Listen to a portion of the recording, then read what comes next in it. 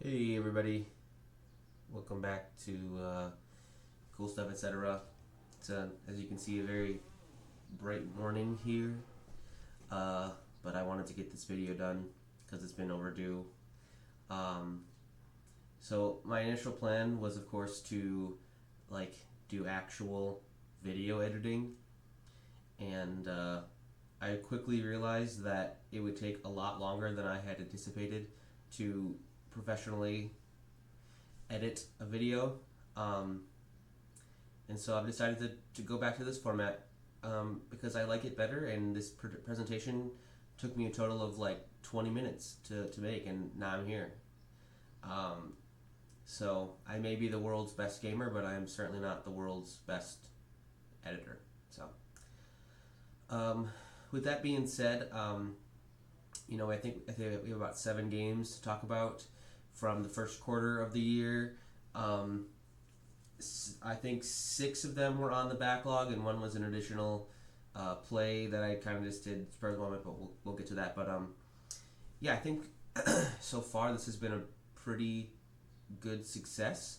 I've been playing more games for sure. I've been finishing more games, and I never, expected to like get through the whole backlog over the course of the year, and I'm certainly not on track to be doing that.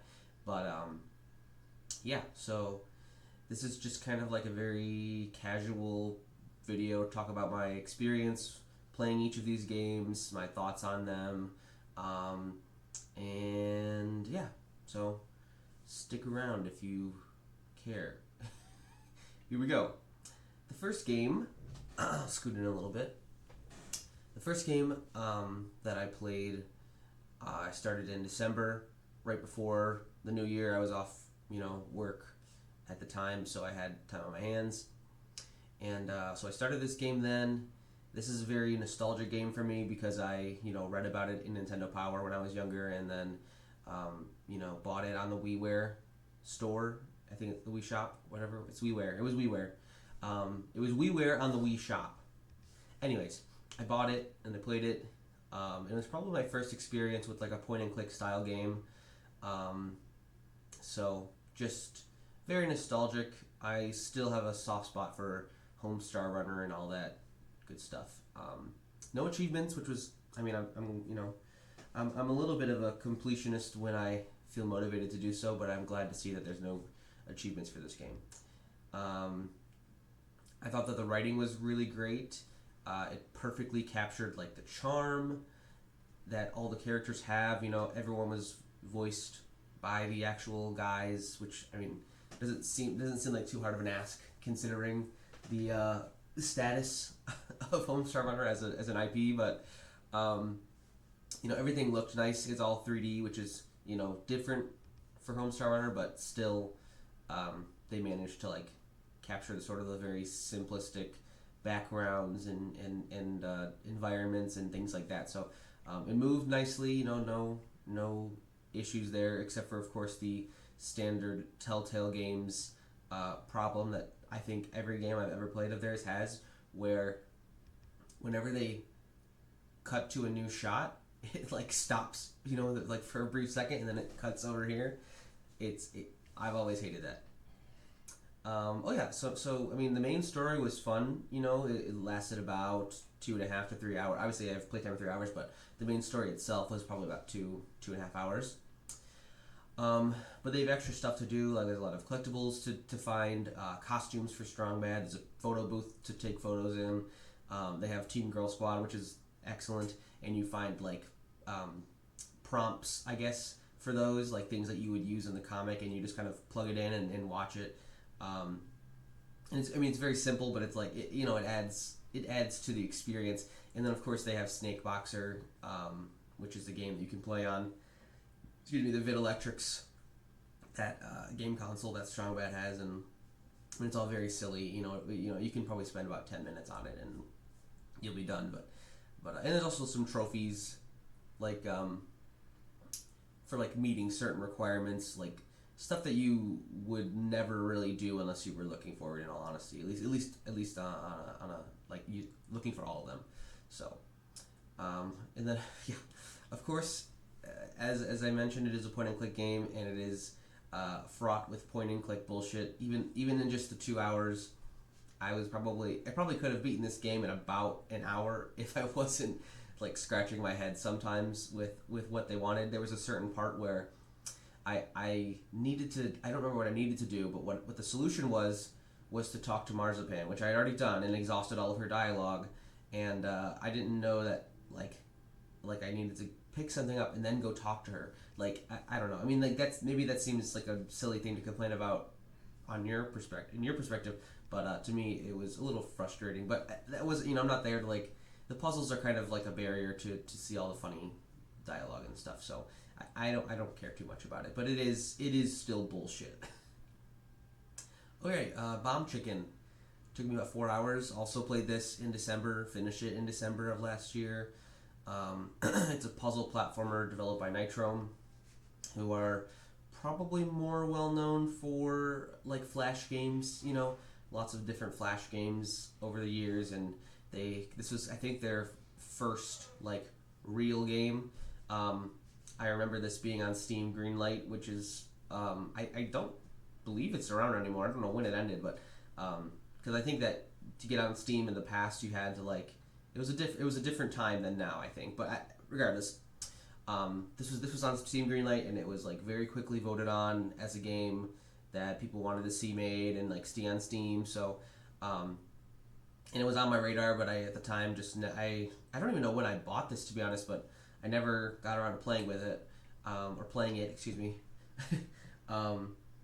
So, as you can see, you got about 8 out of 10 achievements, and the 8 achievements I got are just from completing the game, all the collectible gems and stuff, which isn't too hard to do. We'll talk about it, but the other 2 achievements are to beat the game with no health upgrades and to beat the first world without dying, which is not too hard. I'll probably get around to it in the next couple years, but, oh yeah, the game looks great. Have to mention that. I've always loved Nitrome's art and the animation.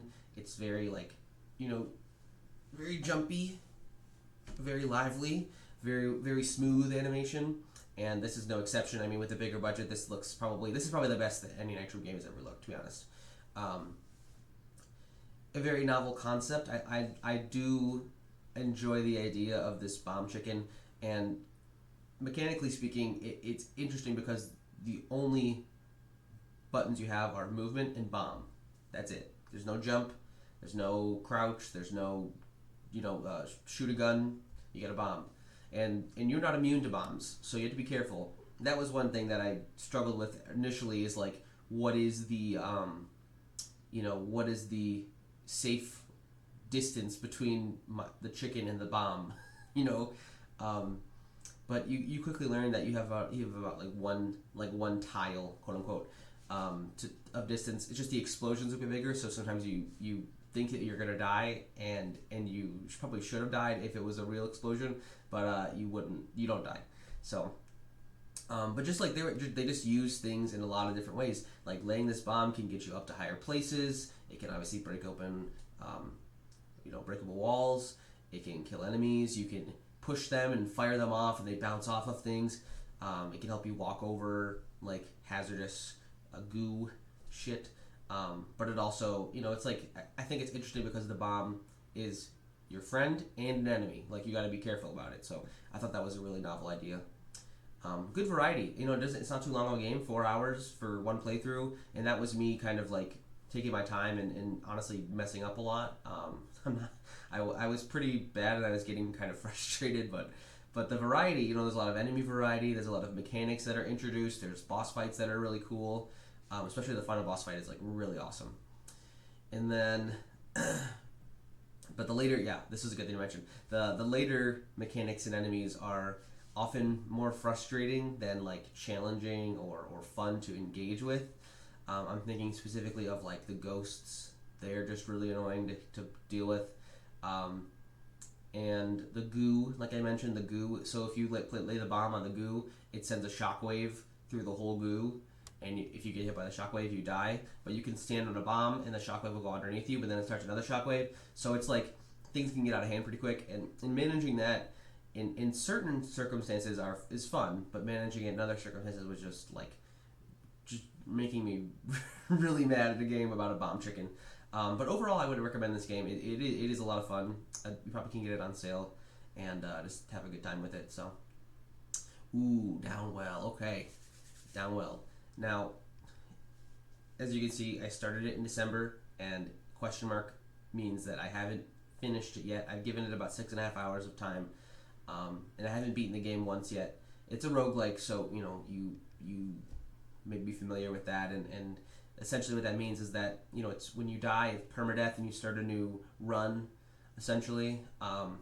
So I've probably done about 100 runs. They only take about 20 minutes to get to the final boss. If you're even probably faster than that if you're quicker. Yeah, I've gotten to the final boss 3 or 4 times, and I still just keep fucking up because I think I get way into my own head about it. Anyways, this is a great game. I think mechanically speaking, it is perfectly designed. I'm not exaggerating when I say that. Everything, the combo system, flows into the weapon system and into the health system, into the upgrade system, into the movement in the everything. It is so flawless. I can't say anything else about it because I just I don't know. I there's nothing else to say. You just gotta play it and see. There's not that much to accomplish, which is why I've spent a lot of time on a fairly short game. But there's a high skill ceiling, and there's but there's a good amount of randomness in terms of level structure and what items you get and stuff. But there's not an overwhelming amount of them, so it's easy to learn and start to understand. And it gives the game a lot of longevity, which, for a game that's as simple as this is, where you're just falling down and shooting your gun boots, it's pretty incredible. It kind of flows into that flawless design I was talking about. The aesthetic is so nice. I'm a sucker for red, white, and black. I think that is a perfect color scheme. So that was nice. And more importantly, though, it is very easy to read while you're playing, because when you're falling really fast, and you need to know what is safe to land on. So if an enemy has if they're red, if they're full red, or if they have a red outline, they are not safe to land on. If they have a white outline on the top, they're safe to land on there. And so you learn quickly what enemies you need to shoot, what enemies you can land on. And that, again, flows into the combo system, so it's just kind of I don't know, it's kind of one of the best roguelikes ever. I forgot I wrote that. That's right. Yeah, I think it is one of the best roguelikes ever. I think it's up there. I mean, it's not as complex as something like Enter the Gungeon or Binding of Isaac. You're not going to spend 500 hours on this game, but not every game needs to be that, and I think that this is perfect for what it is. I'm going to keep working at it, and once I beat it, I'll mention it in one of these videos.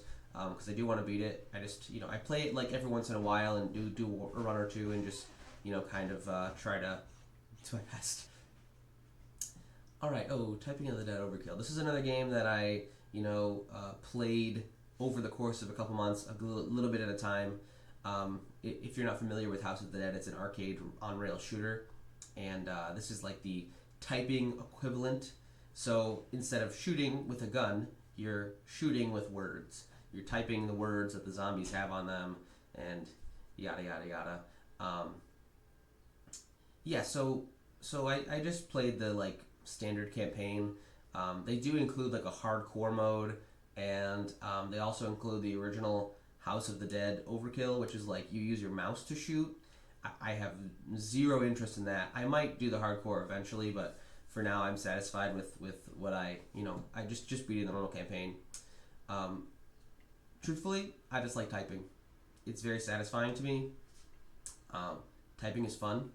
So a typing game, any typing game, I'd probably be down to play. Occasionally funny lines with good voice acting. So I didn't mention this. Yeah, so it's got a grindhouse aesthetic. So it's very cheesy on purpose. It's very sleazy on purpose. It's cheesy and sleazy. I think the voice actors, there's like the four main characters plus the villain plus a couple other here and there, and they're all doing a good job. Like they're really hamming up their performance, and it fits the vibe perfectly. It's not always like especially funny, but when it is funny, it is generally funny. But you have to kind of be okay with a lot of, um, you know, it's not like very politically correct, let's say. So, which usually, I mean, I'm not really uptight about that kind of stuff, but it's a little, feels like a little sometimes, dated a little bit with some of the like more racial stuff. Like nothing like overtly racist, but it was, it was kind of, I don't know. But yeah, lots of bugs and glitches. Um, Audio desyncs, the textures pop in, frame rate slowdowns, all that stuff. And just additionally, like the game looks very cheap. Like it was very cheaply made. Like with the motion capture and stuff. It just doesn't like flow together all that well. It's just kind of admittedly, like kind of ugly looking game. Um, and yeah, the mechanics. I mean, you're just typing. You can sometimes pick up power ups with tab, but other than that, you're just typing. So you're kind of just like locked in place, just typing what you see. Sometimes it's hard to tell. This is an issue with the game mechanics and the design.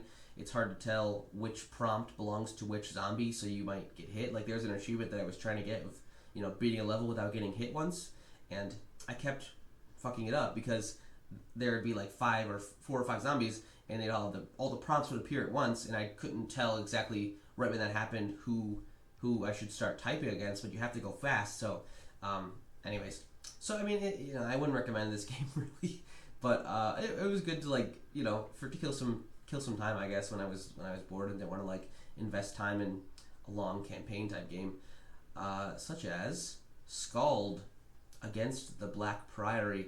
As you can see with that light blue, I'm going to use that light blue. I have that on my spreadsheet whenever I get all the achievements. So I got all the achievements in this game. It took me 20 hours from December to the end of March, just about. If you are familiar with Ultima, it is very much in the style of an Ultima game, like an older Ultima game. Not an exact one-to-one, obviously, but it's very much influenced by that. And I had been watching at the time a lot of video essays and retrospectives about those kinds of games, and I have an interest in playing them, but I was worried that my modern sensibilities would make it hard for me to get into and spend time on. But this is a a very new game. It was from early at least in 2024. So it's a very new game, and it's in the style of. So I thought I'd give that a try, and I ended up just like absolutely loving it. Like this is an insane game. It has excellent world building. The art is so evocative, and they have a really nice color scheme with the purples, as you can see on the like little thing up here. It's in the character portraits, like it's so wonderful to look at, like and it's so easily readable as well. So like I said, it's Ultima like CRPG. It's kind of a top-down perspective. You're moving on a tiled map, and when you fight enemies, it cuts to a separate like screen where you're doing some strategic turn-based combat. But it also incorporates cosmic horror. So it's a cosmic horror story. It's about eldritch deities, and how that relates to this sort of like island community. And so that's a very unique combination. I've never seen that before. I'm not sure if anyone has done that before in quite the same way, but that was really fun to experience all the stories. The progression system is not overwhelming, but it is like somewhat complex. Like the class, like you create your character and you pick a class, and each class comes with its own skill tree and its own proficiencies and stuff. And so certain classes can use certain types of weapons and others can't, and others can use shields or benefit from using heavy armor or whatever. And then you also unlock spells and other abilities. Like it's certainly something that you've probably seen before, but managing your party and because you're not going to get enough levels unless you really grind to like fully level everybody up by the end of the game. So it's like you got to kind of pick and choose, and some things you miss out on. But overall, like it was a really rewarding progression system. Like you can really see the improvements as you unlock stuff. The music, oh yes, that's in italics for a reason. The music is like, oh my god. Even if you don't play this game, go onto Bandcamp and find there's like 2 separate soundtracks on Bandcamp for this game. Go and listen to them.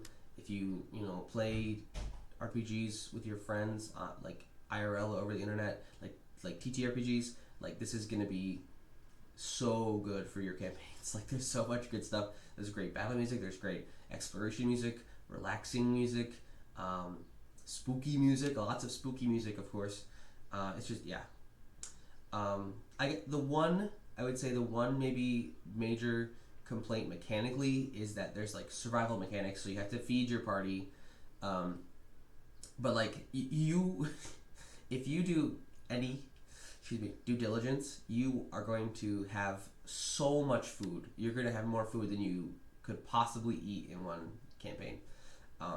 So I mean, it's there for a reason, but it was, I don't know, it's not like fully fleshed out, which is, not everything needs to be like a major component of the game, but just something to mention. Okay, this is confusion. So later in the game, there is enemies that are immune to critical hits, and that's a pretty big deal because depending on your party, you're probably gonna have a rogue or a thief or whatever you call them, and they can do backstabs, which do critical hits, and just in general, critical hits are like a pretty big deal for a lot of your like melee based, even the ranged classes as well. So when in combat, you can right click on enemies and see what they're weak against and what they're invulnerable against. So later in the game, there's enemies that are invulnerable to like basically everything but like acid or cold damage, and so like those combat encounters, I didn't have any acid or cold damage. There wasn't any spells that I saw that could have acid or cold damage. So I probably just missed something, but I was also like, did I miss something or am I like, I don't know. So anyways, this is a phenomenal game. It's easily one of my favorite games now. And I highly recommend everyone play it. And they also, while I was playing it, released a editing module, so you could like make your own maps and adventures. So there's like a lot of stuff to do after you're done with the main campaign. So yeah, highly recommend. Scald. Excuse me, I'm a little sick. Ooh, Ghoul Scrapers. Ghoul Scrapers. This was an impulse buy, which I know this is how we got into this situation in the first place with this very big backlog of games. But I don't know, I was in the mood for a precision platformer in the style of like Celeste or Super Meat Boy, and this kind of scratched an itch that I had. So it's very fun. It's addictive precision platforming. Basically, the main mechanic is that you jump, and then you have a gun that you can shoot downward 3 additional times. So you have like, you kind of very floaty, or I think it's 2 additional times. Anyway, 2 or 3. But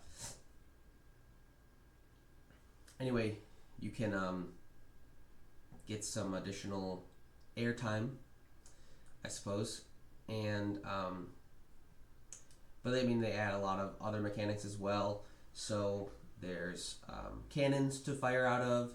There's blocks that kind of like change over a beat. The wind sucks. Everybody hates the wind. Obviously, wind is the worst thing you could put in any of your games. Let me see. Oh, and there's a super jump. So you can like jump, and then right before you land, shoot the gun, and it will propel you up. And it's a fun mechanic to use, but it is a little finicky. So I didn't like love that. And this is not really a demerit, but like I wish the game was honestly longer because I could have spent a lot more time. I actually haven't finished it. Like I finished the main story, but there's like the B sides. You know how Celeste has B sides. So I want to go back and do the B sides eventually, and maybe even try for some like time trials and stuff. But we'll see. So I would recommend Cool Scrapers. It was really cheap and it has a very cute aesthetic. It's just a fun little game. All right. Finally, we have Half-Life. Play this in February. 10 hours long. It's a first-person shooter. I think everybody knows what Half-Life is. Excuse me. So I think one of the most striking things about playing Half-Life, I'm so sorry, about playing Half-Life is the atmosphere that is created by, it's very diegetic is the word. It's a very fancy word. I'm so smart. There's not really a HUD to get in your way most of the time. The world feels very like it doesn't feel designed, at least sometimes, designed as a game. It seems more real, I guess. And then of course the sound design is like a huge part of like creating this really believable space. I mean, obviously it still looks like it looks. Like if you've seen the game, you know that it, looks very dated. but at the time, I'm sure it was very impressive, and I still love the aesthetic of it, even if it's not quite as realistic.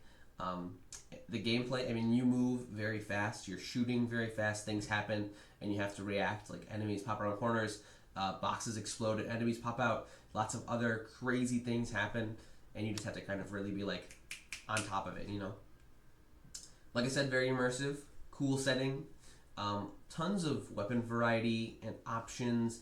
There's a good amount of ways to like solve problems in different ways. Yeah, I mean, just like, I don't know, just the story, experiencing it through Gordon's eyes is like a really neat experiment that they really succeeded in. I didn't think about, I was thinking about this while I was playing, and this game really is like a survival horror game. Like you're managing your ammo and your health, all these resources you have. And I mean, there's a lot of jump scare stuff. There's a lot of creepy moments. There's a lot of overwhelming moments. It's very spooky sometimes. So it's like, I think this really is a survival horror game, and going into it, you should be aware of that if you've never played it before. One major issue that I had is difficulty spikes, and so like there are moments in this game where you just have to deal with so much at once, and you're going to be reloading saves a lot. And some enemies are like major bullet sponges. Like especially the soldiers, I felt were like taking way more bullets than would feasibly be expected. So I don't know. That's one thing to keep in mind. It's not too unforgiving as long as you're saving relatively often, and I saved a lot. But oh, and yeah, I think the pacing, like it's a tad bit too long. Just a little, like shave an hour, and I think it would have been really perfect. But otherwise, I mean, even as it is it's obviously a classic for a reason. Like this is a very, very cool game, and I think that everybody with an interest in FPS games should give it a shot. Like it's up there with Doom in terms of its like importance. So yeah. Well, I think that's everything. Thank you for watching. I know I'm in the way, but of little words, but this is very cool stuff, etc. Coded. It's just like very cheap. So thanks for watching. Thanks for sitting through my boogeriness. I'm gonna go blow my nose now, and I'll see you at the end of June with the next one, and it will be more timely. Thanks. Goodbye.